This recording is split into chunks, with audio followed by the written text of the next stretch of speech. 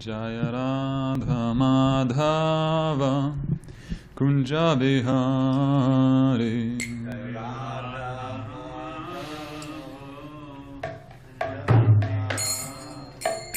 Jaya Radha Madhava Kunja Bihari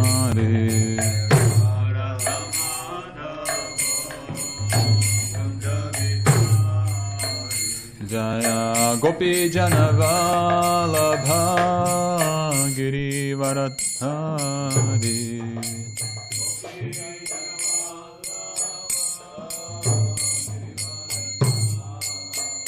Jaya Gopi Janavalabha Girivaradhari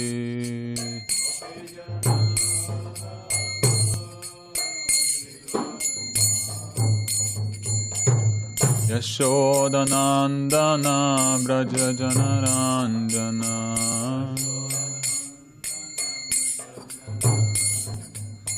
Yashodanandana Braja Janaranjana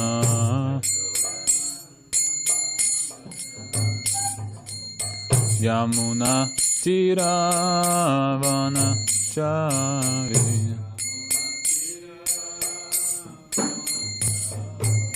Yamuna Tiravanachari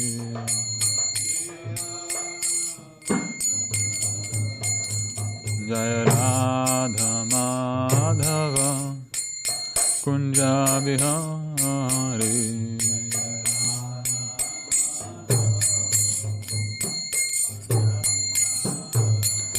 Jaya Radha Madhava Kunja Bihari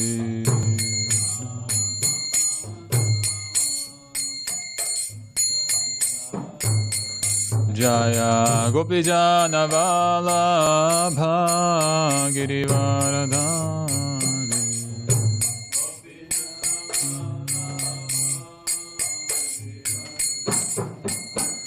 Jaya Gopi Janavalabha Girivaradhari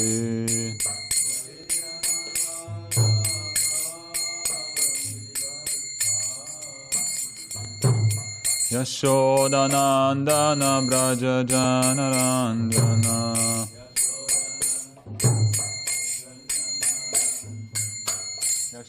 Yashodanandana Braja Janaranjana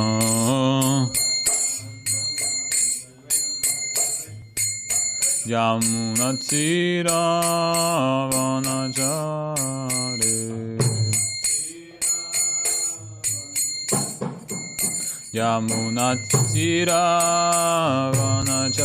Tiravanachari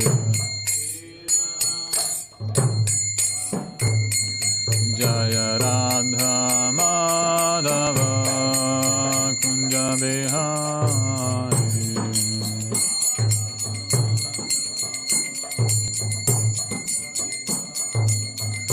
Jaya Radha Madhava Kunja Bihari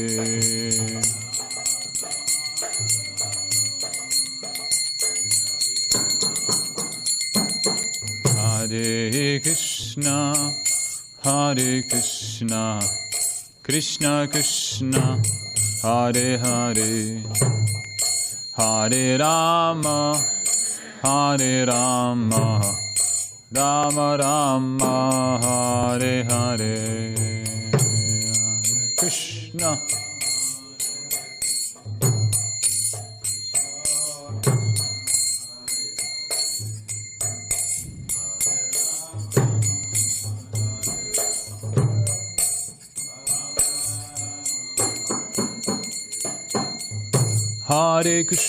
Krishna Hare Krishna Krishna Krishna Hare Hare Hare Rama Rama Rama Hare Hare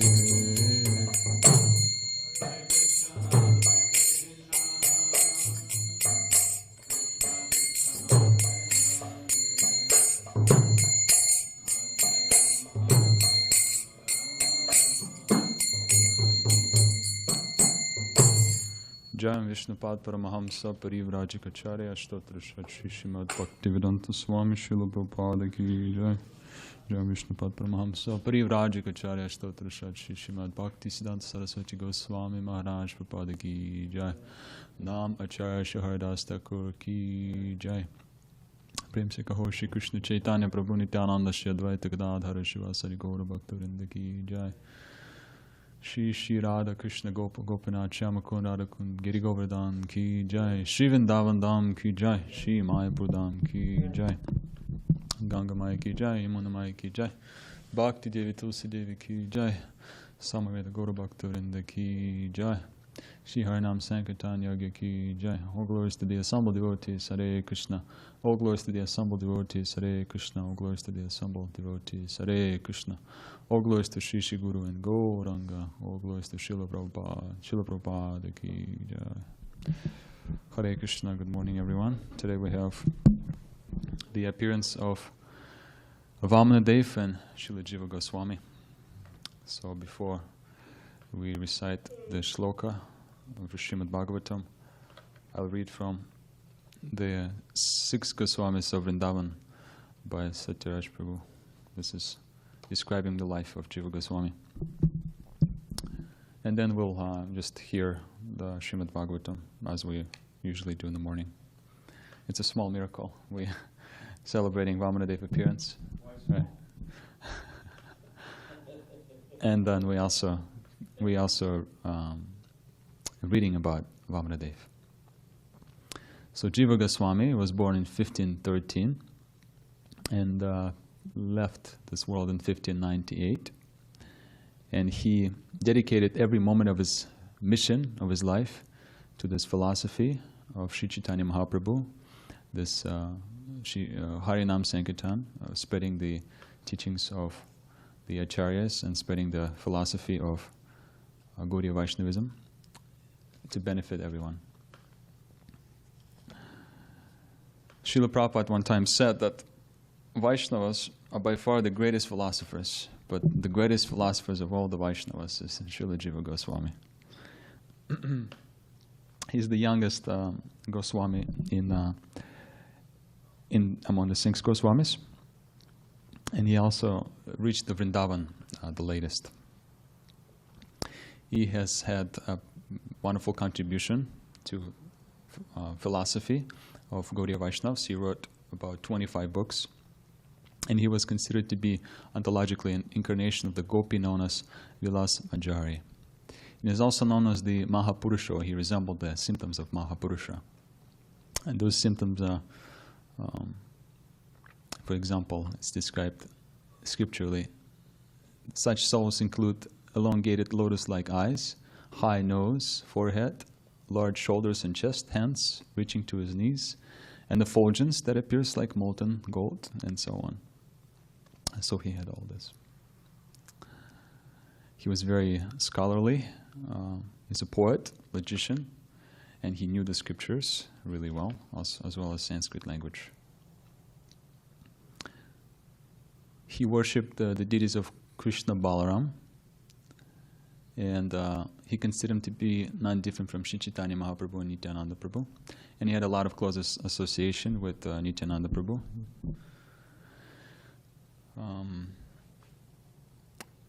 His 2 uncles are Rupa Goswami and Sanatana Goswami.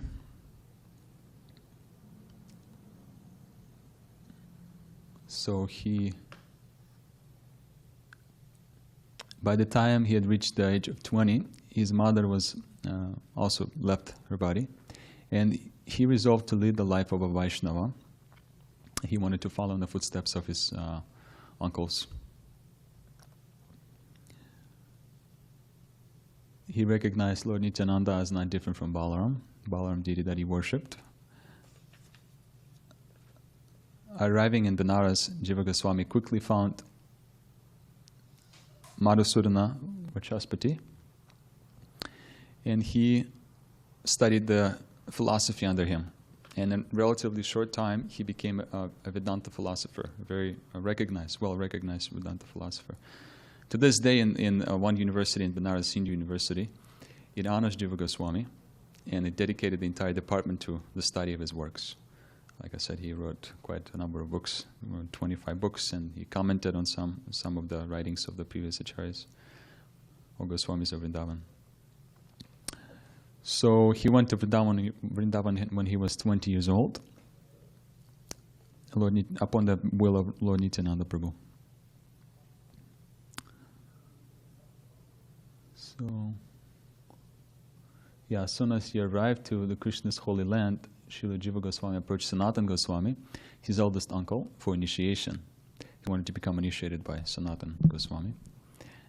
And what happened, Sanatana Goswami resembled great humility, so he said you should be initiated by Rupa Goswami. That would be a better fit for you. And before Rupa Goswami initiated Srila Jiva Goswami, he decided to test him. And he assigned some menial service onto Jiva Goswami, such as, for example, preparing articles for the deities, and then begging alms, preparing food, cooking, researching texts, massaging his feet, and then preparing palm leaves for his writing. Goswamis, they would write on palm leaves. And so that's a nice way to test the disciple. If you want to see his sincerity, arrange some menial service. And then he got initiated by Srila Rupa Goswami. And one time was a really interesting incident, I'm sure you know. But in Vrindavan there was one scholar, his name is Rupa Narayana Saraswati. He came to Vrindavan, he's a Digvijaya, which means that he was a person who wanted to conquer everyone in all directions, philosophically, logically. But it says his pride was as vast as his learning. He was very prideful. And he also wanted to, whenever he would conquer someone, he wanted to get a certificate of victory. That's called Jayapatra. All the opponents he would conquer, he would ask him to get that certificate. And so he approached and challenged two famous brothers to a debate. These were Rupa and Sanatana Goswami. He said, "You obviously frauds. If you were as learned as people say you are, you would both accept my challenge." And with great humility, they, without hesitation, signed the certificate. They did not want to debate with him. So blinded by vanity, Rupa Narayan felt that he was now the greatest scholar of all time. And once Jiva Goswami heard about this, he did not want to tolerate it, and he wanted to debate with him to win and to prove that actually that is not true. And the way that he got that certificate is actually simply because Rupa Goswami and Sanatana Goswami just humbly did not want to debate with him. So young Jiva Goswami spent 7 days on the banks of the Yamuna trying to vindicate the reputation of his uncles. And he won the debate. And then he was very anxious to share this victory with Rupa and Sanatana Goswami. And his spiritual master, his Gurudev, Rupa Goswami, chastised him severely. He said, "You have prematurely taken to the renounced order of life, and consequently you are not able to conquer your anger and sense of pride. No one who rejects in humiliating others or who asserts his own worth is fit to live in Vrindavan." So he told them, you should leave, you should not stay in Vrindavan.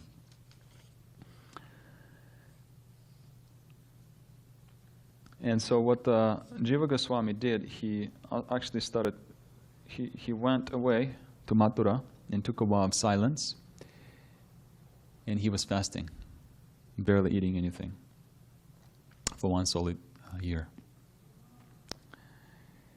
And then Sanatana Goswami, as soon as he learned about it, he approached Rupa Goswami and he said, "Well, you disobeyed the teachings of Chaitanya Mahaprabhu." And Rupa Goswami said, How so? And that Sanatana Goswami said, "You remember what Chaitanya Mahaprabhu said? You wanted everyone to be doyal, jiva doy. You wanted everyone to be kind." And then Rupa Goswami realized, jiva doy, I should be kind to jiva also. And in this way, he accepted them back. So there's quite a few things described in this book about Srila Jiva Goswami. I'll just mention one more thing. He also contributed greatly in terms of construction, different temples, or being an inspirational figure for For example, Emperor Akbar, who was inspired by him, and he helped in constructing temples such as in Vrindavan, such as Madan Mohan, Govinda Dev, Gopinath, and Jugal Kishore. And also, of course, we know that Jiva Goswami participated in construction of Radha Damodar temple, where Srila Prabhupada spent about 6 years, 5 or 6 years, before he came to America in 1965. Yes, 6 years. He resided there for 6 years. And there, Srila Prabhupada produced the first 3 volumes of Srimad Bhagavatam, the first canto. This is the inspiration of Jiva Goswami and Rupa Goswami. And like I said, he wrote about 25 books. This was his contribution. And today, on this day, we should meditate on the glorious devotional service that Srila Jiva Goswami has done for this movement, for us. Now we're able to also approach the writings of the 6 Goswamis. And this is the way, a certain way to understand the mood and mission of Lord Nityananda, Chaitanya Mahaprabhu. And now, of course, the Vaishnava study, one of the books that Srila Jiva Goswami wrote is Sandarbhas, and the devotees, the Vaishnavas, they study these books. But not only the Vaishnavas, but also Western philosophers, they also find depth in his writings of Srila Jiva Goswami. So we are very grateful to Srila Jiva Goswami and pray for his mercy today. Srila Jiva Goswami ki jai. I have a translation, English translation of the Gopal Champu, which is also written by Jiva Goswami. Yeah. If anybody is interested in that is a nice, I don't know what to say, it's a expansion of the Krishna's Vrindavan Leela. And it's quite famous, and I think in Madhya Leela it's called a very formidable book. But there's very amazing insights into the pastimes. If anyone wants that PDF, write me an email. Haribol.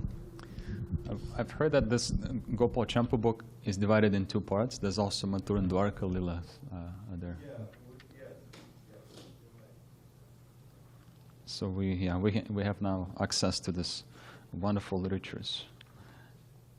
And of course, now it's important to read Srila Prabhupada's books. And in addition to it, we can also read Goswami's literatures upon the blessings of senior Vaishnavas and our spiritual master. Okay, so now we're going to proceed to Srimad Bhagavatam. We're reading text number 6 and 7 today. They come together. And I will say something about Vamana Dev. We can't miss that today. Srimad Bhagavatam class. Om Namo Bhagavate Vasudevaya. Om Namo Bhagavate Vasudevaya. Om Namo Bhagavate Vasudevaya. Okay, so reading text number 6 and 7. Yasmin Vairānubandhena Vyudhena Vibhudyataraha Bahavo Lebhire Siddhim Yam You U Haikanta Yogina Yasmin Vairānubandhena Vyudhina Vibhutetaraha Bahavo Lebhire Siddhim Yam Muhaikanta Yogina Yasmin Vairānubandhena Vyudhena Vibhutetaraha Bahavo Lebhire Siddhim Yam Muhaikanta Yogina Yasmin Vairānubandhena Vyudhena Vibhutetaraha Bahavo lebhire siddhim yam muhaikanta yoginaha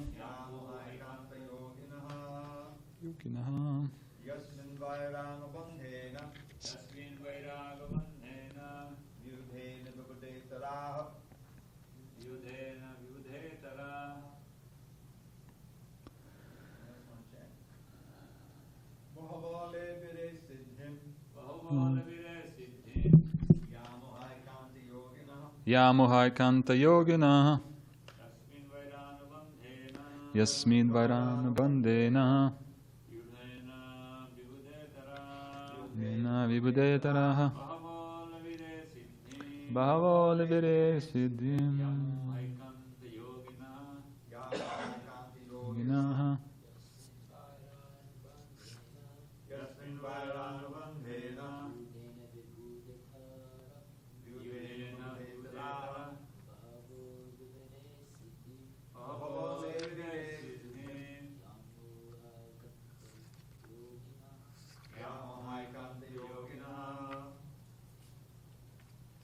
and go ahead.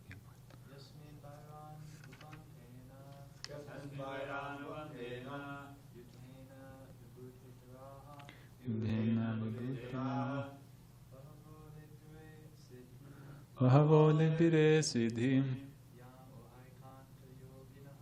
Yamuhaikanta yoginaha. Anyone online would like to chant? Yasmin Vairanu Bandena Vyudena Vibhu Detaraha Bhavo Vire Siddhim Yamuhaikanta Yoginaha. Anyone else? Okay. Synonyms? Yasmin Varanu Bandena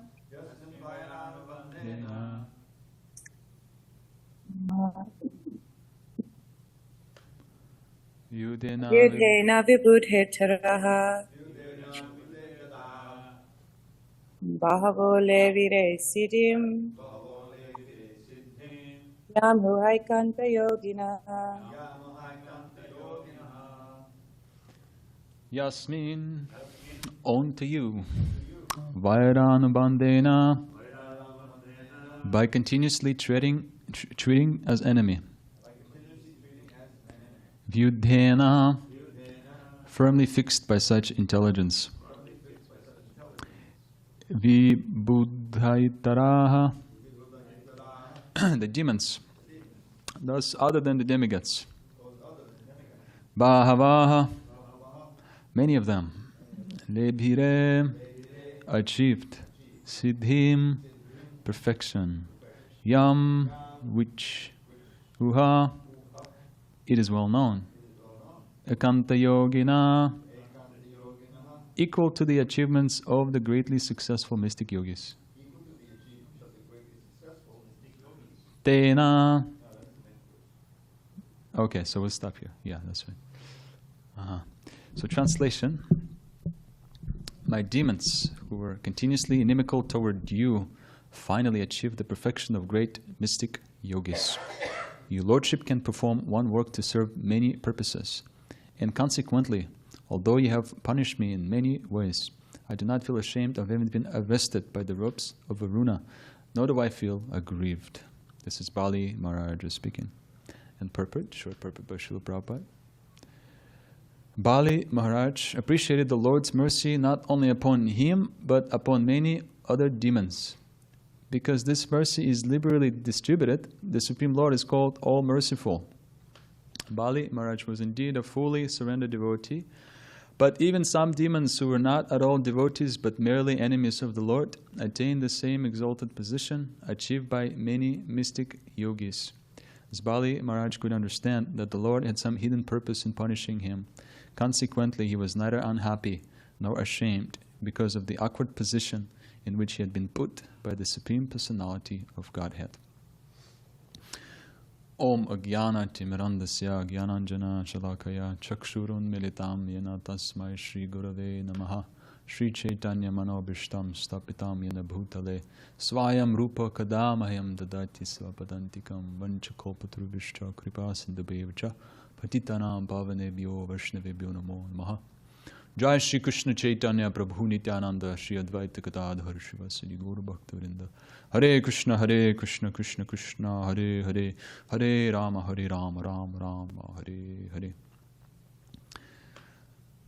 Many demons who were continuously inimical toward you finally achieved the perfection of great mystic yogis. Your lordship can perform one work to serve many purposes, and consequently, although you have punished me in many ways, I do not feel ashamed of having been arrested by the ropes of Varuna, nor do I feel aggrieved. So Vamana Dev, this is his appearance day. We're very happy and feel happy to celebrate his appearance. Think about Vamana Dev more. For some, Vamana Dev appeared as a cheater. For the demons, for example, they attacked him just in the previous chapter by the end, or in the middle by the end.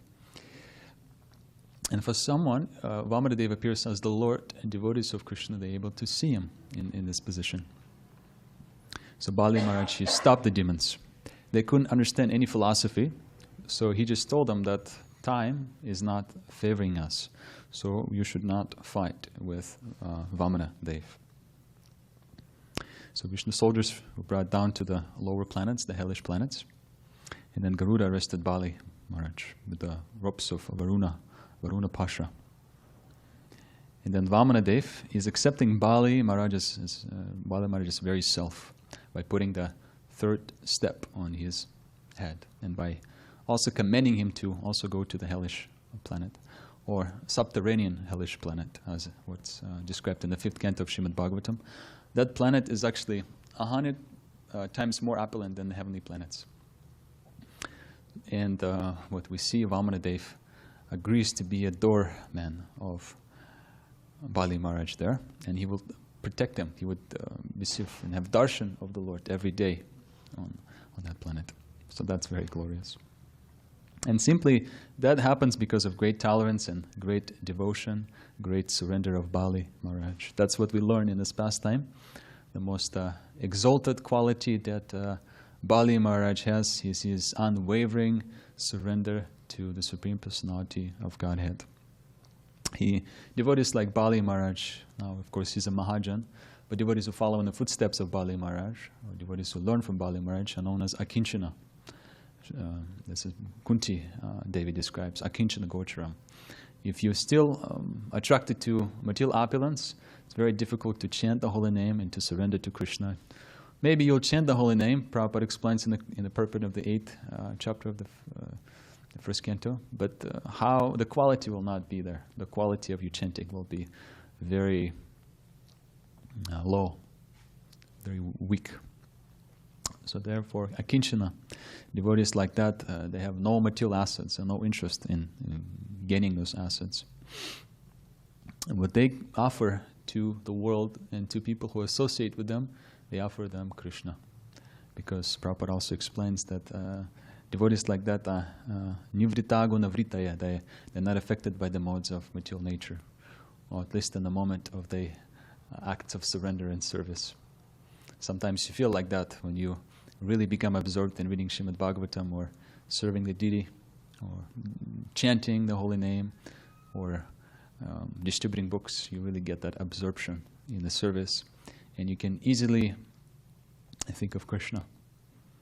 So that is the mercy of Lord Nityananda. And Jiva Goswami accepts Lord Nityananda as Balaram, the original guru. And Srila Prabhupada also came to, in the same mood as Lord Nityananda Prabhu. He said that ISKCON, he compared ISKCON to Varahadev, appearing very small from the nostril of Brahma, and then expanding worldwide. So Srila Prabhupada, His great mercy of Srila Prabhupada, mercy of Lord Nityananda, now we have association of the Vaishnavas where we can sit peacefully and discuss Srimad Bhagavatam, which is the soul and which is the heart of this movement. The heart of this movement is this wonderful transcendental Srimad Bhagavatam. And there's so much in Srimad Bhagavatam. Sometimes it feels like we're just scratching the surface. But there's so much depth in Srimad Bhagavatam. And Jiva Goswami, as far as I understand correctly, he also wrote commentaries on Srimad Bhagavatam. His commentaries on Srimad Bhagavatam. So now we have Srila Prabhupada's commentaries, and the writings of all the acharyas are here, summarized in its purport. But also, out of when we become interested, we can also read different acharyas and follow Srimad Bhagavatam through their understanding. That is also wonderful. So, let's see. Bali Mahārāja is very determined. Vamanadev here, we know that he's testing him. He's testing his surrender. He's testing his sincerity. And we see that Bali Mahārāja, although so many things happen, is not disturbed. No matter what it is, the worst thing that can happen to me is to be defamed, and is to cheat someone like Vamanadev. But anything else I'll accept. I'll go to the hellish worlds, if necessary. And devotees who preach in various different places, difficult places, materially speaking, if they follow in the footsteps of the acharyas, Srila Jiva Goswami, Srila Prabhupada, if they follow in the footsteps of Bali Mahārāja, they actually, whatever circumstance, whatever place they're in, turns into Vaikuntha. That's what Srila Prabhupada would say, that although I'm in New York City, but I feel myself in Vaikuntha. Vrindavan, excuse me, Vrindavan. But he said about Vaikuntha, he said, when he heard the chanting of Vishnujan, he said, your chanting is like, I feel myself, I'm carried to Vaikuntha. But so, yes, the Vrindavan can be here. It's very much possible. It depends on our faith, what faith we have in Srimad Bhagavatam and in the holy name. If we are sincere and we have strong faith, then every day we can be carried to Vaikuntha. One time when Sri Chaitanya Mahaprabhu, he was,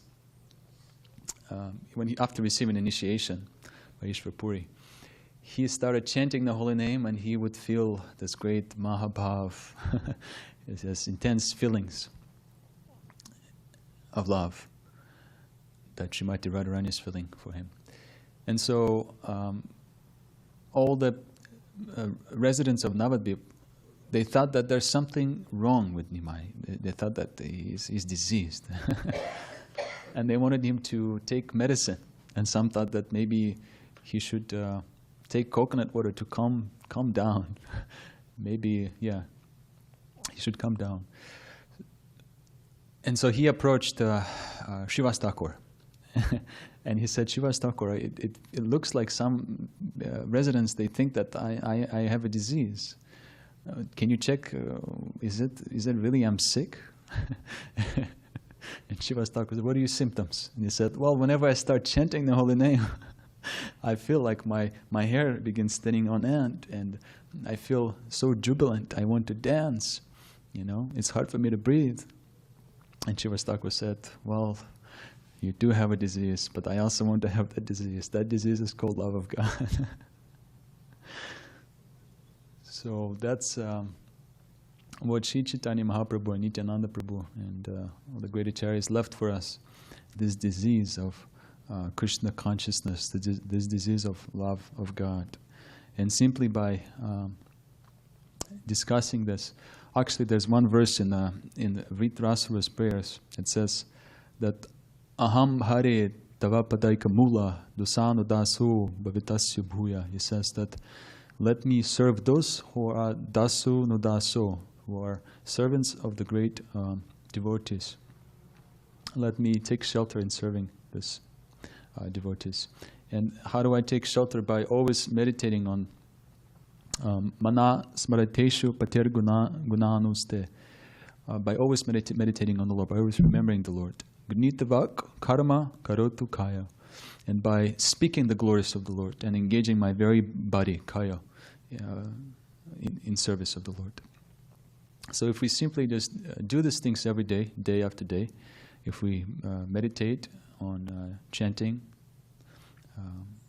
get absorbed in lotus feet, meditating in lotus feet of Sri Chaitanya Mahaprabhu, our spiritual master, Srila Prabhupada, if we chant the holy name attentively, in the mood of Bali Mahārāja with full surrender, and if we Grinitavak, if we glorify the Lord by coming together, reminding ourselves and others, other people who do not know about Krishna, of His glories, and then Karma Karotu Kayo, if we serve Krishna with our very body, then this is a certain way to receive the mercy of Sri Chaitanya Mahaprabhu and Vamana Dev. And today all the mercy is pouring, so we can try to be as surrendered as Bali Mahārāja wants us to. So I'll just mention a few more things because we are not a little short on time. In the 5th chapter, when it comes about the description of the planet, is that Sutala, right? Sutala Loka?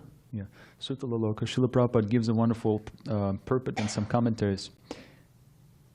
I'll just read that. He offered everything at his lotus feet, speaking about Bali Mahārāja. His purpose was not to gain anything material, but to become a pure devotee. That was his purpose, all the way through. For a pure devotee, the door of liberation is automatically opened. One should not think that Bali Mahārāja was given so much material opulence merely because of his charity. When one becomes a pure devotee in love, he may also be blessed with a good material position by the will of the Supreme Lord. However, one should not mistakenly think that the material opulence of a devotee is the result of his devotional service. The real result of devotional service is the awakening of pure love for the Supreme Personality of Godhead. So bhakti is the process, bhakti is the goal, and if we get blessings of Vamana Dev of the Supreme Personality of Godhead, the result would be that we'll have more bhakti, more devotional service, more opportunity to serve, and more affection, more taste for service. And how can we say that we received that taste? Nishta, Rucha, Sakti, if we're on that stage, we can clearly see that no matter what we do, what type of service we do, our attraction for reading Srimad Bhagavatam and for chanting will increase. And if we feel like that attraction is increasing, then it means that we're receiving the mercy of the holy name and the mercy of Vamana Dev. So, yes, Bali Mahārāja lost everything. His guru rejected him. He got humiliated in front of everyone, but nevertheless, he very fearlessly accepted the will of the Lord. So in one purport, the 5th canto, Prabhupada wonderfully explains, Bali Mahārāja did not become poor by donating all his possessions to the Supreme Personality of Godhead. He became a successful devotee and got everything back again with the blessings of the Lord. He actually received what is so rarely achieved. All the material opulence, like sometimes when you distribute books, you can say, well, people say, we haven't received my paycheck yet. I don't have enough money. But money you can always earn. You can always get more money. But this mercy of Vamana Dev, of Chaitanya Mahaprabhu, you can get it like that every day. So it's sin that it's far more important. So then Prabhupada says, similarly, those who give contributions to expand the activities of Krishna consciousness movement and to accomplish its objectives will never be losers. They will get their wealth back with the blessings of Lord Krishna. So those who help propagate this Krishna consciousness and help with their time, with their devotion, even with Lakshmi, help in developing and preaching, they actually gain mercy from doing that. And on the Srila Prabhupada continues, on the other side, those who collect contributions on behalf of, it's a very wonderful instruction which is important.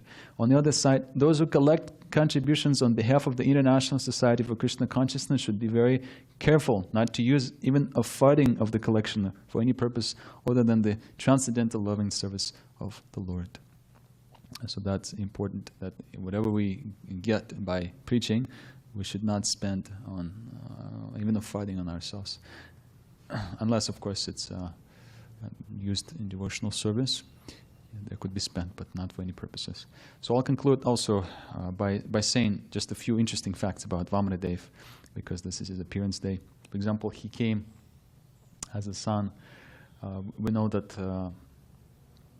Sutapa and Prishni, they perform austerities, and they had Vatsalya Rasa with the Lord, and he appeared as their son in 3 ways, as Prishni Garbha, as Upendra or Vamana Dev, and as Krishna in the womb of Vasudeva and Devaki.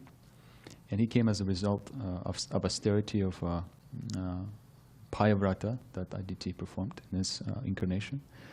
Vamanadeva appeared, he had an umbrella, kamandalu, pot of water. He was dressed very simply as a brahmachari. And one interesting fact about Vamana is that Jiva Goswami describes in his Sandarbhas that Vamanadeva is actually both Manvantar avatar and Leela avatar. In Srimad Bhagavatam by Rupa Goswami, it is mentioned there that in one kalpa, in the life of Brahma, usually in incarnation like that, Vishnu incarnation of the Lord comes once.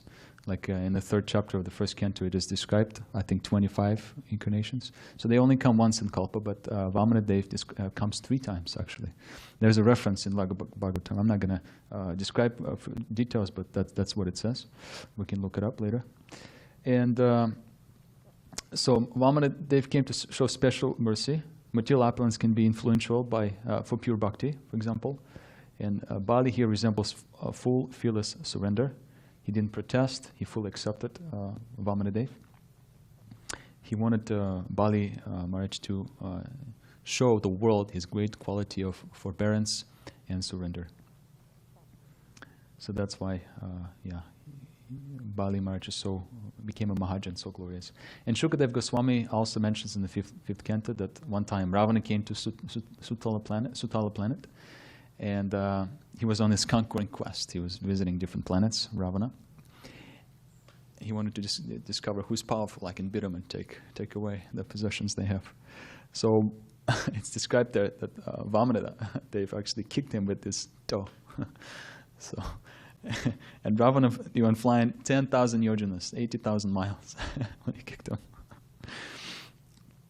And later he came back again, and he wanted to ask Bali to help fight with Ramachandra. And Bali, he wanted to give him a gift because he knew that Ravana likes gold. So he had a mountain of gold with diamonds. And he said, go ahead and take it. And Ravana couldn't lift it. And then he told him that actually, in your previous incarnation, as Hiranyakashipu, you were killed by Nrsingadev. And he said, one of your earrings fell down, and that became that mountain of gold with diamond. And now you can't even lift it, so you can't fight Ramachandra. Come on, forget about it. So, yeah. These are some interesting facts about Vamanadeva and Bali Mahārāja, this pastime. In conclusion, we should learn from this pastime our real self-interest, liberation and material opulence. It could be obstacles, and often are obstacles in devotional service. So therefore, the real gift of Vamanadeva, of the Supreme Lord, in his actual mercy, especially to neophyte, he will take everything away. But the gift for someone who is on a more advanced platform of devotional service, this would be, let's see, this will help that devotee in continuing devotional service. He will utilize the wealth in preaching the message of Krishna consciousness. And a wonderful example of it is Srila Prabhupada. He would take donations, he would take Lakshmi, but he would use it for Krishna.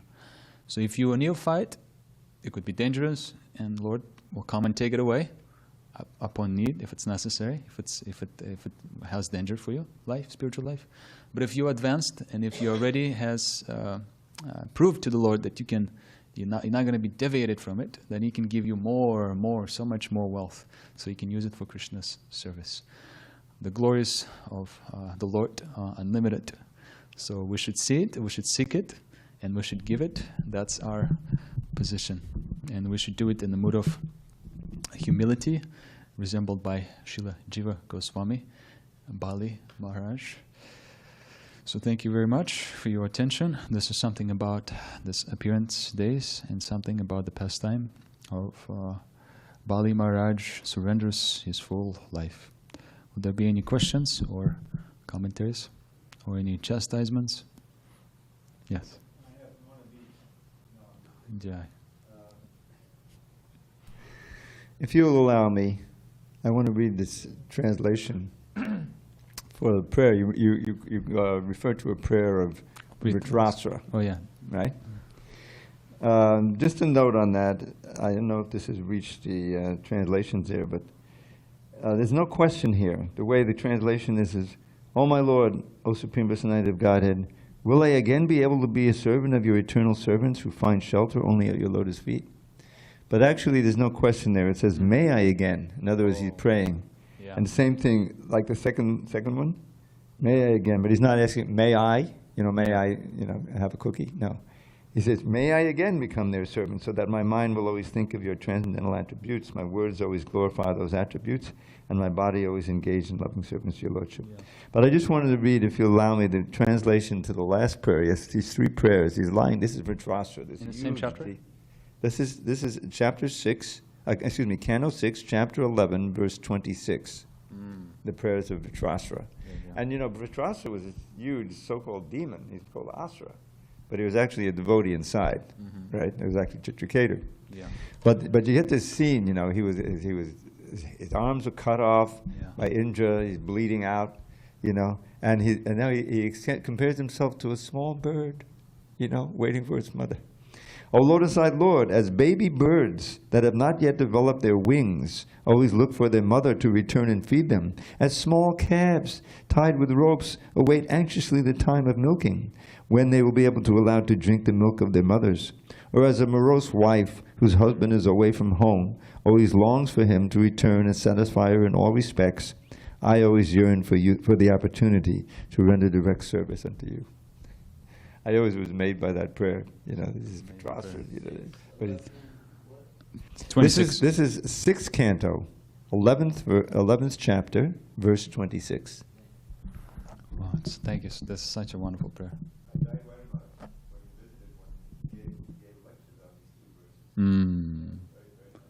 Should watch that.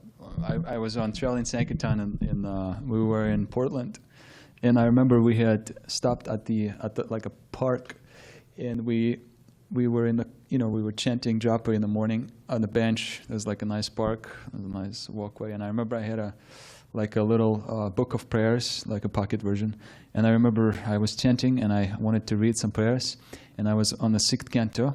And I came across that prayer, so I was meditating on that prayer. It's a powerful prayer. It's amazing how if we just picture, if we saw the picture of Vritrasra in the Bhagavatam, it's so huge, and yeah, yeah. So now he's resembling humility like that. When Markandeya Rishi also, when he was, he wanted to see this illusory potency of the Lord, the great, what is it called? The destruction, in Sanskrit, the annihilation.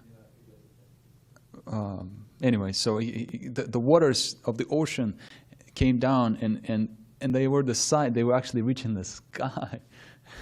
If you really think about this and try to picture it, it's amazing. This Srimad Bhagavatam provides such incredible details. It's completely amazing. So this is what we should be thinking about all the time. We should be thinking about these details of Srimad Bhagavatam. This will help us to serve Krishna with the manasa karmana gira. We should serve the Lord with the mind, the words, and also our body. Anything else by devotees here in Temple Room or online? I have a question. Yes, Prabhu. Well, my question is, there are two situations, It's called two pralaya, circumstances. the destruction. Sorry? I just remembered, pralaya is when the devastation comes. It's called pralaya. I was side note, but sorry to interrupt you. Go ahead, Prabhu. No problem. So there are two circumstances. One is that the practitioner of the bhakti process, it happens for him to become chastised by the authority, and he leaves the movement. He abandons the movement. And there is the practitioner of bhakti who, after becoming chastised by his authority, he remains in the movement for the purpose of making more spiritual advancement. So, based on this, my question would be, why is it that the one who remains in the movement is considered the most intelligent? That would be my question. Yeah, thank you for this question. You're welcome. This could be looked from different angles, but I'm just thinking that... I'm sorry, Prabhu, and I'm asking like this because Bali Mahārāja, in the translation to the verse you chose for today, is not retaliating against being arrested by the ropes of Varuna. He Yes. is acting like the devotee who, after becoming chastised by his authority, he remains in the movement and goes on trying to make more spiritual advancement. That's Yes. why I'm asking like this. What would be your answer? Yes, thank you.